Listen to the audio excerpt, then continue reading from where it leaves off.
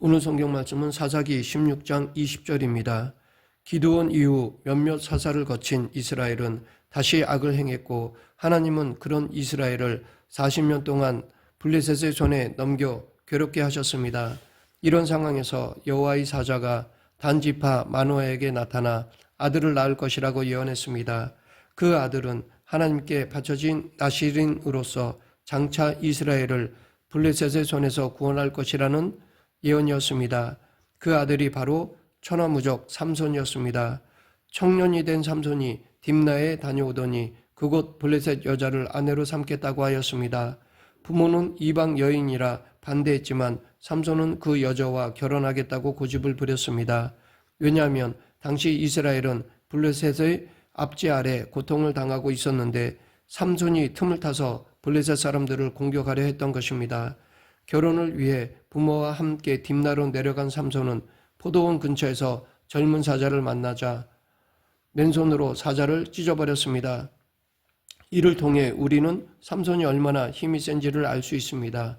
그리고 삼손은 블레셋 여인과 결혼잔치 중 블레셋 청년 30명에게 수수께끼를 냈습니다. 수수께끼를 마치면 삼손이 그들에게 겉옷과 베옷 각 30벌을 주고 못 마치면 대신 그들이 삼손에게 각 30벌을 주어야 하는 내기였습니다. 수수께끼의 내용은 먹는 자에게서 먹는 것이 나오고 강한 자에게서 단 것이 나왔다 였습니다. 블레셋 사람들은 아무리 궁리해도 답을 찾지 못하자 삼손의 아내를 협박하면서 답을 알아내려 하였습니다. 이에 삼손의 아내는 잔치하는 7일 동안 필사적으로 울며 삼손에게 답을 알려달라고 졸라댔습니다. 견디다 못한 삼손은 7째 날에 아내에게 답을 알려주었고 아내는 자기 백성들에게 알려주었습니다. 내기에서 진 삼손은 블레셋의 도시 아스글론에 가서 30명을 쳐 죽이고 옷을 빼앗아 그들에게 주었습니다. 그러고는 너무 화가 나서 아내를 팽개치고 혼자 고향으로 돌아갔습니다. 얼마 후 삼손이 다시 아내를 찾아갔는데 자기가 없는 사이에 장인이 아내를 다른 사람에게 시집 보냈습니다. 분노한 삼손은 여우 300마리를 붙들어서 꼬리와 꼬리를 메고 그 사이에 회를 달아 불을 붙인 후 블레셋 사람들의 밭으로 보내 곡식당과 곡식과 포도원과 갈람나무들을 태워버렸습니다. 이에 블레셋 사람들은 화가 나서 삼손의 아내와 장인을 불태웠습니다. 그러자 삼손은 많은 블레셋 사람들을 죽여 원수를 갚았습니다. 일이 점점 커지자 블레셋 사람들이 몰려와 유다를 공격하였습니다. 블레셋의 지배 아래에 있던 유다 사람들은 아예 싸울 생각도 못하고 삼손을 결박하여 넘겨주었습니다. 그런데 삼손이 결박당해 넘겨졌지만 여호와의 영이 임하시니 밧줄이 불탄 삼같이 떨어져 나갔고 나귀턱뼈로 블레셋 사람 1,000명을 죽였습니다. 나중에 하나님이 샘을 터서 목마른 삼손을 살려주시는 것을 보면 하나님이 삼손과 함께 하셨다는 것을 알 수 있습니다. 블레셋을 물리친 삼손은 당시 유다 족속의 영웅이었습니다. 그 누구도 삼손을 이길 수 없었습니다. 삼손은 세상에 두려울 것이 없었습니다. 블레셋 사람들도 그 앞에서는 쩔쩔맸습니다. 그야말로 천하무적이었던 것입니다. 그런데 어떤 이유에서인지 삼손은 블레셋의 도시 가사로 가서 기생집에 들어갔습니다. 삼손이 왔다는 소식이 알려지자 가사 사람들은 그를 죽이려고 밤새 성문에 매복하였습니다. 이를 눈치챈 삼손은 누워있다가 밤중에 일어나 성문짝들과 두 문설주, 문빗장을 빼어 어깨에 메고 헤브론 앞 산 꼭대기로 갔습니다. 이때 삼손에게는 위기의 순간이었습니다. 그동안 거칠 것이 없던 탓에 그 마음이 높아져 있었기 때문입니다. 일반적으로 사람은 막힘이 없을 때 자기도 모르게 교만해질 수 있습니다. 삼손은 이스라엘이 볼 때 최고의 용사였습니다. 사사였지만 이전의 기드온 같은 지도자와는 달랐습니다. 기드온은 위축되어 있었고 힘이 없었고 두려워했습니다. 그에 비해 삼손은 힘이 넘치는 사람이었습니다. 전에는 그 힘으로 어설프게나마 하나님의 일을 해보겠다고 용기 있게 나섰지만 안타깝게도 그는 점점 타락해 갔습니다. 삼손은 기생집에 들어갈 정도로 타락했지만 힘은 여전히 장사였습니다. 하나님이 주신 것을 거두실 때가 있지만 당장 거두지는 않으십니다. 사울 왕의 경우를 보면 비록 그가 다윗을 시기해서 죽이려고 쫓아다니는 죄를 범했지만 하나님은 그의 왕좌를 한동안 그대로 유지시키셨습니다. 그러나 다윗을 쫓아다닐 때의 사울에게는 전혀 빚이 없었습니다. 왕으로서의 부귀와 영화, 권세를 누렸지만 아무 의미가 없는 삶이었습니다. 신앙생활을 잘 못해도 부자가 될 수 있습니다. 공부를 잘해 명문대에 가고 순탄하게 취직하고 남들의 부러움 속에 결혼할 수 있습니다. 그러나 이런 외적인 조건을 하나님이 나를 인정하시고 복을 주시는 것으로 착각해서는 안 됩니다. 잘 풀려 승승장구한다고 해서 하나님이 나를 인정하시는 것은 아닙니다. 하나님은 삼손에게 힘을 주셨습니다. 솔로몬에게는 지혜를 주셨습니다. 그렇다면 나에게는 어떤 은사를 주셨을까요? 지금 나는 하나님이 내게 주신 은사, 재물, 재능, 건강을 잘 사용하고 있습니까? 하나님이 내게 주신 은사를 하나님의 뜻이 아닌 내 중심으로 사용한다면 오히려 그것이 내가 심판받는 이유가 될 것입니다. 삼손은 이후에 이방 여인 드릴라를 사랑하게 되었습니다. 이는 부모의 책망을 들으면서까지 블레셋 여인과 결혼하려 했던 때와는 전혀 다른 모습입니다. 그때는 틈을 타서 블레셋을 공격하기 위해 어떻게든 싸울 계기를 만들려는 의도가 있었지만 지금은 그렇지 않습니다. 그냥 이방 여인 드릴라를 사랑한 것뿐입니다.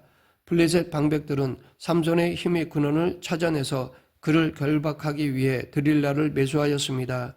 드릴라가 새 활줄 7으로 삼손을 결박한 후 블레셋 사람들이 들이닥쳤다고 말하자 삼손은 그 줄을 불탄 삼실 끊듯이 끊어버렸습니다. 그리고 나서도 계속 졸라대는 드릴라의 성화에 삼손은 자신을 꼼짝 못하게 결박할 수 있는 방법이 새 밧줄로 결박하는 것이라고 했다가 다시 머리털 7가닥을 배틀의 날실에 섞어 짜면 된다고 둘러대기도 했습니다. 여인에게 빠진 삼손은 두 눈이 어두워져 드릴라의 계교를 알아차리지 못했습니다. 이때 삼손은 자신의 약한 부분이 무엇인지 알고 주의했어야 했습니다. 이전에 블레셋 여인과 결혼했을 때도 아내가 수수께끼를 알려달라고 졸라대자 결국 답을 알려주었는데 자기가 그런 성격인 줄 알았다면 드릴라가 처음 물어봤을 때 도망쳐야 하는데 삼손은 버티고 있었던 것입니다. 결국 드릴라가 사람들을 불러 머리털 7가닥을 밀었고 힘이 없어진 삼손은 블레셋 사람들에게 붙잡히고 말았습니다. 하나님이 떠나신 삼손은 이제 아무 힘도 없는 나약한 존재였습니다. 블레셋 사람들은 삼손을 붙잡아 먼저 그의 두 눈을 뽑아버렸습니다. 이것은 그의 팔다리를 묶어두는 것이나 마찬가지입니다. 삼손의 생애에 비참한 순간이 찾아왔습니다. 그는 놋줄에 매인 채 옥에서 맷돌을 돌리고 있었습니다. 이전 같으면 놋줄 따위는 단숨에 끊어냈을 텐데 이제는 그럴 힘이 없었습니다. 맷돌도 끙끙대며 돌리는 비참한 처지였습니다. 두 눈이 뽑히고 원수들에게 조롱당하는 비참한 신사가 된 삼손, 맨손으로 사자를 찢고 나귀턱뼈로 블레셋 1,000명을 죽였던 위세는 온데간데 없고 원수들 앞에서 재롱이나 부리는 광대로 전락한 삼손, 그는 인간으로서 견디기 힘든 육체적 고통과 수치를 동시에 겪었습니다. 무적의 용사였던 그가 가장 초라한 자로 전락해버렸습니다. 이렇게까지 비참해지기도 쉽지 않을 것입니다. 그러면 삼손은 이렇게 맷돌만 돌리다가 생을 마쳤을까요? 아닙니다. 한 번의 반전이 주어졌습니다. 블레셋 사람들은 다곤신이 삼손을 자신에게 넘겨주었다고 좋아하면서 감옥에서 삼손을 불러내어 제주를 부리게 하였습니다. 블레셋 방백들과 3,000명가량의 남녀가 모여있는 집 기둥 사이에 세워진 삼손은 자기 손을 붙든 소년에게 기둥을 의지하게 해달라고 부탁을 한 후 하나님께 부르짖었습니다. 삼손은 지난날의 허물을 뒤로하고 오직 한 가지를 하나님께 간구하였습니다. 블레셋의 원수를 갚기 위해 한 번만 더 힘을 달라고 부르짖었습니다. 물론 이 기도를 드리기 전 옥에 있을 때 삼손의 머리털이 다시 자라기 시작했습니다. 그러나 머리털이 자란다고 저절로 힘이 생기는 것은 아니었습니다. 하나님이 은혜를 주셔야 힘이 생기는 것입니다. 만약 하나님이 이번에 삼손의 간구를 들어주지 않으시면 그는 계속 제주를 부려야 했고 다시 감옥에 들어가 맷돌을 돌려야 했습니다. 평생 앞을 못 보는 어둠 가운데서 어리석은 지난 날을 후회하며 슬픔과 비참함에 빠진 채 조롱거리로 살 수밖에 없었습니다. 이것은 살아도 사는 것이 아닙니다. 삼손은 블레셋의 원수를 갚으면서 그들과 함께 죽기를 원했습니다.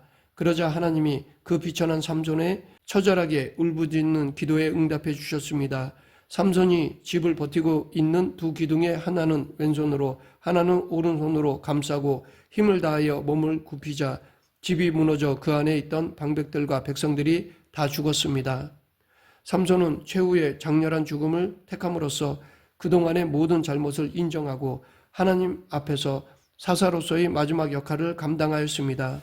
하나님은 삼손이 더 이상 원수 앞에서 조롱거리가 되지 않도록 다시 힘을 주셨습니다.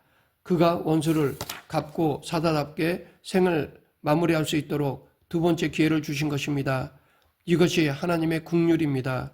말씀을 맺겠습니다. 우리는 삼손을 반면교사로 삼아야 합니다. 떠나야 할 것을 떠나지 않으면 함께 하시던 하나님이 떠나시는 때가 올 것입니다. 하나님이 주신 힘과 기회를 제대로 사용하지 않으면 하나님이 도로 거두어 가십니다. 두 눈이 뽑힌 채 맷돌을 돌리는 삼손의 모습을 보면서 우리는 하나님이 주신 은사를 내 마음대로가 아니라 하나님을 위해 사용해야 할 것입니다. 내게 주신 재능, 시간, 물질과 에너지를 엉뚱하게 사용하지 않고 하나님을 위해 사용하는 저와 여러분이 되길 간절히 축원합니다. 기도하겠습니다.